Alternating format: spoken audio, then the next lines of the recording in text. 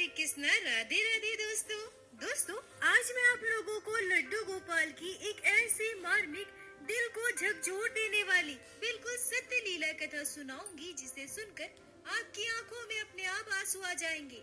आप चाहकर भी अपने आंसू नहीं रोक पाएंगे। दोस्तों, चाहे कोई भी व्यक्ति, उसके लिए उसका परिवार सर्वस्व होता है। जब एक पुरुष को अपनी जिम्मेदारियों का एहसास हो जाता है, उस दिन से वो अपनी सारी सुख सुविधाओं का त्याग कर देता है। वो बस अपने परिवार के सुख सुविधाओं, जरूरतों का ध्यान रखता है। इसके लिए वो दिन रात मेहनत करता है। एक पुरुष के कंधों पर जब उसके परिवार की जिम्मेदारियां आती है, तो कड़ी धूप, ठंड, बरसात, कोई भी उसे रोक नहीं सकता। वो दिन रात अपने परिवार के लिए जीता है। भले ही उसके पाँव में जूते ना हो, पर वो अपने बच्चे के लिए जूते जरूर लेकर आता है। भले ही उसने सूखी रोटियां खाई हो, पर वो अपने परिवार के लिए अच्छे से अच्छे भोजन का प्रबंध करता है। पर जरा सोच कर देखिए दोस्तों, जब उसी परिवार पर कोई आँच आ जाए, जब उस परिवार में कोई अनहोनी घट जाए, तब उस इंसान पर क्या बीतेगी, जिसके लिए उसने दिन रात मेहनत किए, अपनी सारी सुख सुविधाओं का त्याग किया, जिससे वो इतना प्रेम करता हो। अगर उस परिवार के साथ कोई दुखद घटना घट जाए, जो कल्पना से भी परे हो, तो उस इंसान पर भला क्या गुजरेगी? क्या वो इंसान अपने आप को संभाल पाएगा? क्या उसका दिमाग स्थिर रह पाएगा? दोस्तों, परिवार क्या होता है, उनसे पूछिए जिसका कोई अपना ना हो। एक परिवार से बिछड़ने का दर्द, खोने का दर्द, उनके साथ घटी अनहोनी का दर्द सिर्फ वही इंसान समझ सकता है जो अपने परिवार से बहुत प्रेम करता है। दोस्तों, हमारा समाज हमेशा महिलाओं की बात करता है, महिलाओं की त्याग की बात करता है, पर आज की यह लीला कथा आपको यह सोचने पर मजबूर कर देगी कि आपके पिता, आपके भाई, आपके पति आपसे कितना प्रेम करते हैं, आपके लिए क्या कुछ नहीं कर सकते। उनके दर्द को, तकलीफ को समझने के लिए एक पुरुष की मनोस्थिति को खंगालने में आज यह लीला कथा अत्यंत महत्वपूर्ण है। दोस्तों, आज की यह लीला कथा सुनने के बाद आपका हृदय रो देगा। पूरी घटना को सुनने के बाद न चाहते हुए भी आपकी आंखें अपने आप बहने लगेगी। साथ ही साथ लड्डू गोपाल के लिए आपका हृदय तड़प उठेगा। लड्डू गोपाल के लिए आपके हृदय में भक्ति, श्रद्धा और भी गहरी हो जाएगी। दोस्तों, आज की यह मार्मिक, अत्यंत दुखदायी लीला कथा आंखें बंद करके पूर्ण विश्वास के साथ पूरा अवश्य सुनिएगा। आशा करती हूँ यह लीला कथा आपके हृदय को स्पर्श करेगी। दोस्तों, आज की यह कथा हमारे साथ शेयर की है हरियाणा में रहने वाले 58 वर्षीय बजरंग पाठक जी ने। दरअसल बजरंग जी की पोती गुड़िया जी ने कुछ दिनों पहले मुझे इंस्टाग्राम पर मैसेज किया और गुड़िया जी ने ही बजरंग जी से मेरी बात करवाई। गुड़िया जी मुझसे कहती हैं कि दीदी, मैं आपके चैनल पे यह हमारे साथ घटी घटना बहुत पहले ही शेयर करना चाहती थी, पर मेरे दादाजी अपने साथ घटी इस घटना को शेयर करने के लिए तैयार ही नहीं थे। मैं उन्हें प्रत्येक दिन आपके चैनल पर भक्तों के द्वारा शेयर की गई लड्डू गोपाल की सत्य लीला कथाएं सुनाती थी और उनसे यह भी कहती थी कि जब सभी अपने साथ घटी लीलाओं को शेयर करते हैं, फिर हमारे साथ तो लड्डू गोपाल ने इतनी बड़ी लीला की है, हमें भी इसे सबके साथ जरूर शेयर करना चाहिए। बहुत समझाने के बाद दादाजी मान गए और उसके बाद मैंने आपसे कांटेक्ट किया। तो सबसे पहले गुड़िया जी, मैं आपका दिल से धन्यवाद करना चाहूंगी जो आप यह घटना शेयर करने के लिए हमें चुने। अपना साथ और प्यार ऐसे ही बनाए रखें। दोस्तों, बजरंग जी हमसे कहते हैं कि हमारा परिवार बहुत ही खुशहाल था। मेरे परिवार में मेरी पत्नी, मेरे 2 बेटे, मेरे बड़े बेटे की पत्नी और उसके 2 बच्चे थे। मेरी पत्नी हाउसवाइफ थी, जबकि मेरी बहू सरकारी स्कूल में टीचर थी। मेरा छोटा बेटा कॉलेज में पढ़ाई करता था और मैं और मेरा बड़ा बेटा मिलकर हमारा बिजनेस संभालते थे। हमारे परिवार में किसी चीज की कमी नहीं थी। लड्डू गोपाल की कृपा से हमारा भरा पूरा परिवार था। मेरे दोनों बेटे जब छोटे थे, तब मैं अपने पूरे परिवार के साथ वृंदावन धाम गया था और वहीं से मैं और मेरी पत्नी मिलकर लड्डू गोपाल के एक सुंदर से श्री विग्रह को लेकर आए। बाल गोपाल से मेरी पत्नी बहुत प्रेम करती थी। मुझे भी लड्डू गोपाल बहुत अच्छे लगते थे। हम दोनों मिलकर लड्डू गोपाल की सेवा करने लगे। हर एक त्योहार हमारे परिवार में धूमधाम से मनाया जाता था। मेरे दोनों बच्चे भी लड्डू गोपाल से बहुत प्रेम करते थे। जन्माष्टमी हो या फिर राधाष्टमी या होली का त्योहार, हर त्योहार में हम पूरे घर को अच्छे से सजाते थे। लड्डू गोपाल के साथ हर एक त्योहार धूमधाम से मनाते थे। मेरी पत्नी हमेशा कहा करती थी कि मैं जब तक इस दुनिया में रहूंगी तब तक लड्डू गोपाल की सेवा कभी नहीं छोड़ूंगी, और मैं चाहती हूँ कि मेरे बाद भी मेरी बहुएं लड्डू गोपाल की सेवा करे। लड्डू गोपाल ने मुझे बहुत कुछ दिया है। लड्डू गोपाल के आने के बाद हमारे परिवार के हालात बदले हैं। मेरे बच्चे अच्छे से पढ़ लिख गए, हमारा घर बन गया, हमारा व्यापार बढ़ गया। बाल गोपाल की कृपा से हमें किसी चीज की कमी नहीं है और मुझे लड्डू गोपाल पर पूर्ण विश्वास है। बाल गोपाल हमारे परिवार में कभी भी अनहोनी होने नहीं देंगे। वो सदैव हमारे साथ है, हमारी रक्षा करते हैं। बजरंग जी कहते हैं कि मेरी पत्नी का विश्वास लड्डू गोपाल पर अटूट था। ऐसा नहीं है कि मैं लड्डू गोपाल पर विश्वास नहीं करता था, मुझे भी लड्डू गोपाल पर बहुत विश्वास था, पर मेरी पत्नी के भक्ति के आगे मेरी भक्ति कुछ भी नहीं थी। कई बार तो मेरी पत्नी मुझसे यह भी कहा करती थी कि अगर मुझे कुछ हो जाए तो भी मेरे लड्डू गोपाल की सेवा बंद नहीं होनी चाहिए। लड्डू गोपाल की सेवा हमारे घर में हमेशा होनी चाहिए। लड्डू गोपाल छोटे से शिशु रूप में है, उनकी सेवा में कभी कोई कमी मत होने देना। बजरंग जी कहते हैं कि अपनी पत्नी की बात सुनकर कभी कभी मैं गुस्सा हो जाया करता था। उससे कहा करता था कि तुम ऐसी बातें क्यों करती हो, तुम क्यों नहीं रहोगी, कहाँ जाओगी तुम। वो कहते हैं ना, जब किसी भक्त को भक्ति करते देखे तो उसे देखकर हृदय प्रसन्न हो जाता है और हमारी श्रद्धा भक्ति भी भगवान पर बढ़ने लगती है। मेरे साथ भी ऐसा ही हुआ था। मुझे ऐसा लगता था कि अपनी पत्नी को देख देख कर दिन ब दिन भगवान के प्रति मेरी आस्था भक्ति बढ़ती जा रही है। इतनी खुशहाली के बीच अचानक से हमारे परिवार में कुछ ऐसा अनर्थ हो जाएगा, इतना बड़ा तूफान आ जाएगा, यह मैंने कभी सपने में भी नहीं सोचा था। यह बिल्कुल सही कहा गया है कि कब किसके साथ कौन सी घटना घट जाए, कब किसी का जीवन पूरी तरह से बदल जाए, ये कोई नहीं जान सकता। बजरंग जी कहते हैं कि मेरे बेटे के एक खास दोस्त के घर जन्मदिन की पार्टी थी, जिसमें उन्होंने हमारे पूरे परिवार को आमंत्रित किया था। क्योंकि हम दोनों परिवारों में बहुत घनिष्ठ मित्रता थी और उन्होंने बार बार हमसे अनुरोध किया था कि हम पूरे परिवार के साथ पार्टी में जरूर जाएं। हमारा पूरा परिवार उस पार्टी में जाने वाला था। शाम को लगभग 6:30 बजे मैं और मेरा बेटा दुकान से घर वापस आ गए। हमारे घर से उनके घर की दूरी बहुत ज्यादा नहीं थी, लगभग 6 किलोमीटर थी।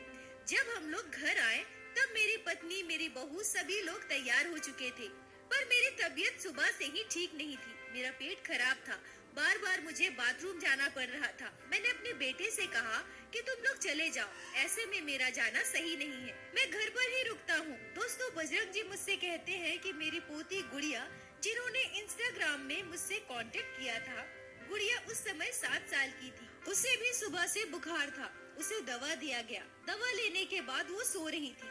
मेरी बहू मुझसे कहती है कि पापा जी, अगर आप घर पे रुक रहे हैं तो ठीक है, गुड़िया भी सो गई है, उसे भी हम नहीं ले जाते हैं। अगर गुड़िया जाग जाए तो आप उसे संभाल लेना। बजरंग जी कहते हैं कि वैसे भी मेरे दोनों पोते पोतियों का मुझसे बहुत लगाव था। मैंने अपने बहू से कहा कि ठीक है, तुम परेशान मत हो, तुम लोग चले जाओ, मैं घर पर ही हूँ, इसका ध्यान रख लूंगा। तभी मैं अपनी पत्नी से पूछता हूँ कि तुम लड्डू गोपाल को सुलाकर जा रही हो क्या? मेरी पत्नी कहती है कि नहीं नहीं, अभी तो शाम के 7 बज रहे हैं, अभी से मैं अपने छोटे से बच्चे को थोड़ी सुलाऊंगी। हम लोग रात के 10 बजे तक घर वापस आ जाएंगे, फिर मैं अपने लल्ला को सुला दूंगी। बजरंग जी कहते हैं कि वैसे भी हमारे परिवार में जब भी कोई बाहर जाता था तो हम लड्डू गोपाल को कभी भी नहीं सुलाते थे। रात को सभी के घर वापस आने के बाद ही हम अपने बाल गोपाल को सुलाते थे। हमारा पूरा परिवार पार्टी में चला गया। मैं और मेरी पोती गुड़िया घर पर रुके। दोस्तों, बजरंग जी नम आंखों से मुझसे कहते हैं कि मुझे नहीं पता था कि उनका हमारे घर से जाना आखिरी विदाई हो जाएगी और वो हमेशा हमेशा के लिए इस घर से तो क्या, इस दुनिया से ही चले जाएंगे। मेरा पूरा परिवार खत्म हो जाएगा। मुझे आज भी वो दिन याद है। मेरी पोती सो रही थी, मेरे पेट में थोड़ी थोड़ी दर्द हो रही थी। मैं अपनी पोती के बगल में लेटे लेटे टीवी देख रहा था। तभी अचानक से मुझे ऐसा महसूस हुआ जैसे किसी ने मुझे जोर से पुकारा हो। मुझे जरा भी ध्यान नहीं था कि हमारे घर में तो कोई है ही नहीं, फिर मुझे कौन पुकार सकता है। अपने आप पता नहीं कैसे मेरे कदम हमारे घर के मंदिर की ओर चले गए। मैं दौड़कर हमारे घर के मंदिर की ओर भागा और वहाँ जाकर मेरी नजर सीधे लड्डू गोपाल पर पड़ी। ये क्या, मैं मंदिर में क्यों आ गया? अगर मुझे किसी ने पुकारा तो मुझे तो दरवाजे की तरफ जाना चाहिए, पर मैं यहाँ मंदिर में आकर क्यों खड़ा हो गया? लड्डू गोपाल को देखते देखते मैं ये सब सोचने लगा और एकाएक मेरी आंखों से आंसू आ गए। आज भी जब मैं इस घटना को याद करता हूँ, उस पल को महसूस करता हूँ, तो मैं समझ नहीं पाता कि एकाएक मुझे क्या हो गया था। क्या लड्डू गोपाल का कोई संकेत था? क्या बाल गोपाल मुझे कुछ बताना चाहते थे? मैंने अपने आंसू पोंछे। ये क्या, मेरी आंखों में आंसू क्यों? मैं कन्हैया की ओर फिर से देखा और अपनी पोती के पास जाकर दोबारा लेट गया। मेरा मन बेचैन होने लगा, अजीब से ख्याल आने लगे। मुझे ऐसा लगा कि शायद मेरी तबीयत ठीक नहीं है, पेट में दर्द हो रहा है। सुबह से मैंने ठीक से कुछ खाया भी नहीं है, शायद इसीलिए मुझे ऐसा लग रहा हो। मेरा मन बहुत घबरा रहा था। यह घटना आज से लगभग 13 साल पहले की है। आज के जमाने की तरह उस समय हर किसी के पास मोबाइल नहीं हुआ करता था। मेरे पास भी कोई मोबाइल नहीं था जो मैं कॉल करके किसी से बात कर सकूं, अपना मन बहला सकूं। मैंने अपनी आंखें बंद कर ली और आराम करने लगा। अभी मेरे परिवार को घर से गए हुए 2 घंटे भी नहीं हुए थे, तभी मेरे दरवाजे पर किसी की दस्तक होती है। मैं सोचता हूँ कि इतनी जल्दी वो लोग घर वापस आ गए। मैं जाकर दरवाजा खोला और जैसे ही मैंने दरवाजा खोला मेरे होश उड़ गए। हमारे दरवाजे पर पुलिस वाले खड़े थे और उन्होंने मुझसे जो कहा उसे सुनकर मेरे पैरों तले की जमीन खिसक गई। मेरी दुनिया तबाह हो गई। वो रात मेरे जीवन की सबसे मनहूस रात थी। पुलिस वालों ने मुझे बताया कि आपके परिवार के साथ भयानक एक्सीडेंट हुआ है, सभी अस्पताल में भर्ती है। आप जल्द से जल्द हमारे साथ अस्पताल चलिए। मैं दौड़कर अपनी कमरे की ओर भागा। मेरी पोती सो रही थी। मैंने उसे गोद में उठाया। तब तक मेरी पोती भी जाग गई। मैं उसे लेकर अस्पताल गया और अस्पताल जाकर मेरी रूह कांप गई। मेरी दुनिया तबाह हो गई। एक ही झटके में मेरा सब कुछ खत्म हो गया। मेरा हंसता खेलता परिवार जो कुछ समय पहले मेरे साथ था, वो हमेशा के लिए मुझे छोड़कर चला गया। हे मेरे लड्डू गोपाल, हे मेरे ठाकुर जी, मेरे साथ ऐसा क्यों किया? ये क्या हो गया मेरे परिवार के साथ? एक बार के लिए मुझे तो यकीन नहीं हो रहा था कि मेरे साथ इतना बुरा हो सकता है। हमने तो आज तक किसी का बुरा नहीं चाहा, किसी का बुरा नहीं किया, फिर हमारे साथ ऐसा क्यों होगा? बजरंग जी कहते हैं कि मेरी पीड़ा को, मेरे दर्द को कोई भी समझ नहीं सकता और मैं भगवान से बस यही प्रार्थना करूंगा कि ऐसी पीड़ा, ऐसी दर्द कभी किसी के जीवन में ना आए। एक परिवार में एक साथ 5 लोगों की मृत्यु। मैंने अपने इन्हीं हाथों से एक साथ 5 लोगों की चिताओं को आग दिया है। मुझ जैसा बदनसीब इंसान दुनिया में और कोई नहीं हो सकता। इस घटना को वर्षों बीत गए, पर आज भी जब बजरंग जी यह घटना मुझे बता रहे थे तो वो रो रहे थे। और सच कहूँ दोस्तों, तो उनका दुख जानकर, उनकी तकलीफ जानकर मेरी आंखों में अपने आप आंसू आ गए। मैं खुद को रोक नहीं पाई। बजरंग जी कहते हैं कि मैं उस छोटी सी बच्ची को कैसे संभाल पाता। वो 7 साल की थी, सब कुछ समझती थी। उसने भी अपनी आंखों से सब कुछ देखा था। वो अपने माता पिता, दादा दादी, चाचा, भाई सबके लिए रोती थी। कभी कभी मेरे लिए उसे संभालना मुश्किल हो जाता था। गुड़िया के ननिहाल वाले आए और उसे अपने साथ लेकर चले गए, पर गुड़िया का लगाव मुझसे इतना ज्यादा था कि वो मुझे छोड़कर जाने को तैयार ही नहीं थी। पर मुझे ऐसा लगा कि गुड़िया भी छोटी है, मैं गुड़िया की देखभाल अकेले नहीं कर पाऊंगा, इसलिए मैंने गुड़िया को उसके ननिहाल भेज दिया। और शायद आज गुड़िया ना होती तो मैं भी इस दुनिया में नहीं होता, मैं भी अपने प्राण त्याग देता। मुझे पता था कि अगर मैं भी इस दुनिया से चला गया तो बच्ची अनाथ हो जाएगी। पता नहीं उसके ननिहाल वाले उसका किस तरह से ध्यान रखेंगे। अगर मैं जिंदा रहूंगा तो उससे मिलता रहूंगा, उसकी सारी जरूरतों का ध्यान रखूंगा, उसे कभी किसी चीज की कमी महसूस होने नहीं दूंगा। और उसी बच्ची के प्रेम में आज मैं जिंदा हूँ। उसी बच्ची के प्रेम ने मुझे जिंदा रखा। वरना जरा सोच कर देखिए, एक इंसान अपने सीने में इतना दर्द लेकर भला कैसे जी सकता है। मैंने अपने इन्हीं कंधों पर अपने परिवार के 5 लोगों का जनाजा उठाया है, 5 लोगों को कंधा दिया है। मेरा दुख, मेरा तकलीफ शायद ही कोई समझ सकता है। बजरंग जी कहते हैं कि इस घटना ने मुझे पूरी तरह से तोड़ कर रख दिया था। मेरे दिल में, मेरे दिमाग में हमेशा बस एक ही बात घूमा करती थी कि मेरी पत्नी तो लड्डू गोपाल की इतनी सेवा करती थी ना। मेरा पूरा परिवार पूजा पाठ करने वाला, भक्ति करने वाला था। मेरी पत्नी को अपने लड्डू गोपाल पर इतना विश्वास था। वो हमेशा बस यही कहती थी कि मेरे कान्हा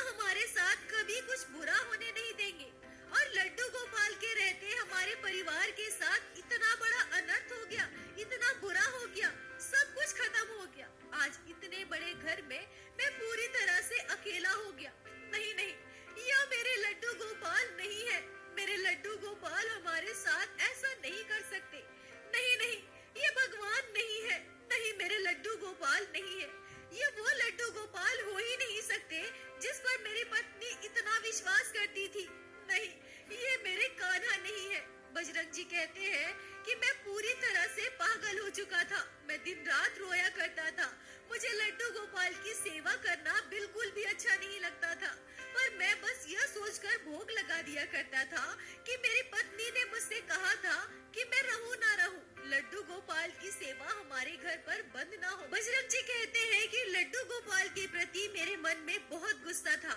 मुझे उनके लिए बिल्कुल भी प्रेम, लगाव, भक्ति महसूस ही नहीं होता था। बस मैं अपनी पत्नी के कहे अनुसार उन्हें भोग लगा दिया करता था।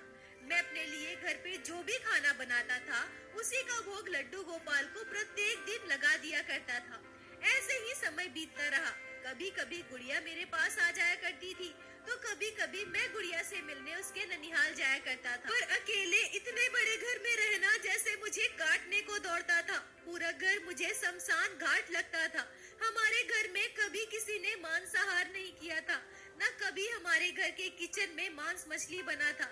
पर मैं इतना टूट चुका था, बिखर चुका था, गलत संगत में पड़ चुका था कि अब मैं शराब का सेवन करने लगा था। साथ ही साथ मैं अपने घर में मांस मछली पकाने लगा था। अब मुझे पाप, पुण्य, भक्ति, आस्था किसी चीज का ज्ञान न रहा। मैं अपने लिए जो भी दाल चावल बनाता था उसे लड्डू गोपाल को भोग लगा दिया करता था। उसके बाद मांस मछली बनाकर खाता था। मेरे मन में कभी इस बात का ख्याल तक नहीं आया कि मैं जिस गैस चूल्हे पर मांस मछली पका रहा हूँ, जिस बर्तन में मांस मछली पकाता हूँ, उसी में भोजन बनाकर लड्डू गोपाल को भोग लगाता हूँ। यह गलत है, ये पाप है। मैं दिन में, रात में, जब मर्जी तब शराब पीता था और शराब के उसी हालत में लड्डू गोपाल को भोग भी लगाता था। मेरी पत्नी प्रत्येक दिन बाल गोपाल को दूध का भोग लगाती थी। पर अब न जाने कितने महीने बीत गए, मैंने लड्डू गोपाल को कभी दूध का भोग ही नहीं लगाया। मैं दिन रात शराब के नशे में रहता था। ऐसे ही दिन बीत रहे थे। लगभग 5 साल बीत गए। मेरी पोती गुड़िया भी अब बड़ी हो गई। अब वो 12 साल की हो गई थी। एक दिन की बात है, मेरी पोती गुड़िया हमारे घर आई। रात को मैं और गुड़िया खाने बैठा। गुड़िया अब बड़ी हो रही थी। उसे सभी चीजों का ज्ञान था। घर आने के बाद जब उसने घर की ऐसी हालत देखी तो उसे पता चल गया कि मैं शराब पीता हूँ, घर में मांस मछली पकाता हूँ। उसने मुझसे पूछा, दादाजी आपने लड्डू गोपाल को भोग लगाया? मैंने उससे कहा कि हाँ, पहले ही लगा दिया है, तुम खाना खाओ। तभी गुड़िया मुझसे जो कहती है उसे सुनकर मुझे बहुत बुरा लगता है। मैं बहुत शर्मिंदा हो जाता हूँ। गुड़िया मुझसे कहती है कि दादाजी अब आप घर में मांस मछली पकाते हो ना, और अब तो शायद आप शराब भी पीते हैं। बजरंग जी कहते हैं कि मुझे पहली बार अपने पोती के आगे शर्मिंदगी महसूस हुई थी। मैंने उसे कोई भी जवाब नहीं दिया। तब वो मुझसे फिर से कहती है, दादाजी आप इसी हालत में लड्डू गोपाल को भोग लगाते हैं ना? आपको पता है बाल गोपाल को कितनी तकलीफ होती है। लड्डू गोपाल को शराब की गंध में कितनी दिक्कत होती होगी। जब आप घर में मांस मछली पकाते होंगे तब हमारे छोटे से बाल गोपाल को कितनी तकलीफ होती होगी। यह आपने कभी सोचा है दादाजी? बजरंग जी कहते हैं कि मैं अपनी पोती की बातें चुपचाप सुन रहा था। पता नहीं वो बातें मेरे दिमाग में जा भी रही थी या नहीं, पर मैं बिल्कुल चुप था। मैं उसे कोई भी जवाब नहीं दे रहा था। तभी मेरी पोती फिर से कहती है, दादाजी मुझे आज भी याद है दादी माँ कितने प्यार से लड्डू गोपाल की सेवा करती थी, उन्हें दूध का भोग लगाती थी, उनके लिए तरह तरह के पकवान बनाती थी। और अब हमारे घर में मांस मछली पकने लगा है। और दादाजी आप तो शराब भी पीते हैं। यहाँ आपके और लड्डू गोपाल के अलावा और कोई नहीं है। आपने कभी सोचा है कि उनको कितनी तकलीफ होती होगी? और ऐसा कहकर मेरी पोती गुड़िया रोने लगी। बजरंग जी कहते हैं कि मैंने उसकी बातों का कोई जवाब नहीं दिया। मैं बस उसे चुप करवाने लगा। मैंने उसे शांत करवाया, फिर वो अपने कमरे में सोने चली गई। पर आज मुझे बिल्कुल भी नींद नहीं आ रही थी। बार बार ये सारी बातें मेरे दिमाग में घूम रही थी, पर फिर भी मुझे अपने किए पर बिल्कुल भी अफसोस नहीं था। मैं ये समझ ही नहीं पा रहा था कि मैं कोई पाप किया हूँ, कोई गलती कर रहा हूँ। मेरे ऐसे करने से लड्डू गोपाल को तकलीफ हो रही होगी। पर मेरे मन में आज बहुत बेचैनी था। मैं चाहकर भी सो नहीं पा रहा था और मैं ऐसे ही लेटे लेटे घड़ी की ओर देख रहा था। और फिर पता नहीं कब मुझे नींद आ गई। मैं सो गया। पर आज मेरे साथ एक ऐसी घटना घटी जिसे सुनकर आप सभी के रोंगटे खड़े हो जाएंगे। बजरंग जी कहते हैं कि मेरे परिवार को खत्म हुए लगभग 5 साल से ज्यादा हो गए थे। मैं 5 सालों से लड्डू गोपाल की इसी अवस्था में सेवा कर रहा था। मांस मछली का सेवन करता था, शराब पीता था, अपने घर में मांस मछली पकाता था और उन्हीं बर्तनों में खाना बनाकर लड्डू गोपाल को भोग भी लगाता था। पर इस दौरान कभी भी मुझे लड्डू गोपाल की किसी भी लीला का आभास नहीं हुआ था। ना ही मुझे कभी ऐसा लगा कि मैं कोई पाप कर रहा हूँ। लड्डू गोपाल ने कभी भी मुझे मेरे गलती का एहसास नहीं करवाया। पर आज जब मेरी पोती ने मुझसे यह सारी बातें कही तो मेरे साथ एक चमत्कार हुआ। मैं गहरी नींद में सो रहा था, तभी अचानक मैंने एक आश्चर्यजनक सपना देखा। मैंने अपने सपने में जो देखा उस पर विश्वास कर पाना असंभव था। आज लगभग 5 वर्षों के बाद मैंने अपनी मरी हुई पत्नी, अपने पूरे मरे हुए परिवार को सपने में देखा था। मैं अपने सपने में ही सिहर जाता हूँ। मैं अपने सपने में देखता हूँ कि मेरा पूरा परिवार किसी उत्सव की तैयारी कर रहा है। हमारे घर में कोई बड़ा आयोजन होने वाला है। तभी मैं देखता हूँ कि मेरी पत्नी लड्डू गोपाल के पास बैठी है। बाल गोपाल के भोग के लिए खीर बनाई है। वो लड्डू गोपाल के पास तो है, पर वो लड्डू गोपाल को स्पर्श नहीं कर रही है, उनसे दूर बैठी है। और मैं अपने घर के कोने में बैठे बैठे सब कुछ देख रहा हूँ। और मेरे पास ही मांस का प्लेट पड़ा है, शराब की बोतल पड़ी है। तभी अचानक से मेरी पत्नी मुझे आवाज लगाती है।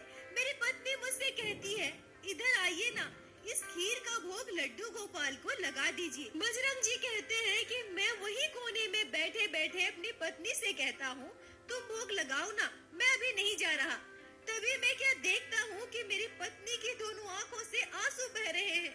मेरी पत्नी आंखों में आंसू लिए हुए मुझसे कहती है, मैं भोग नहीं लगा सकती, आप आओ ना, इधर आओ, लड्डू गोपाल को भोग लगा दो। बजरंग जी कहते हैं कि मेरी पत्नी बार बार मुझे बुला रही थी, लड्डू गोपाल को खीर का भोग लगाने के लिए मुझसे कह रही थी, पर मैं अपने स्थान से उठ ही नहीं रहा था।